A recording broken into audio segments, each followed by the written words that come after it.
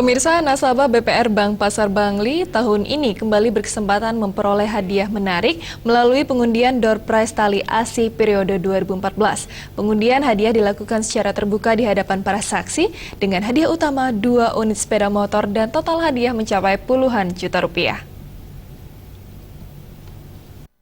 Tali kasih berupa pemberian door prize kepada nasabah tabungan dan atau deposito PD BPR Bank Pasar Kabupaten Bangli dihadiri puluhan nasabah, pejabat daerah, staf dan karyawan serta direksi BPR Bank Pasar.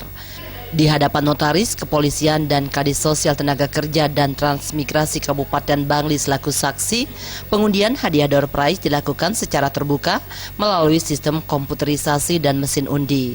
Puluhan hadiah hiburan bernilai puluhan juta rupiah disediakan bagi para nasabah yang memiliki saldo minimal Rp500.000 seperti setrika, blender, magicom, kipas angin, handphone, kulkas, mesin cuci, serta sepeda gunung. Hadiah utama berupa 2 unit sepeda motor yang diraih oleh nasabah dengan nomor undi 12839 atas nama Nengah Sudiase dan nomor undi 59092 atas nama Ngakan Putu Hartawan.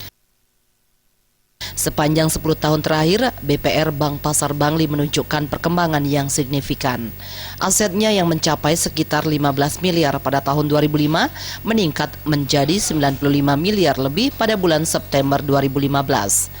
Tabungan pada tahun 2015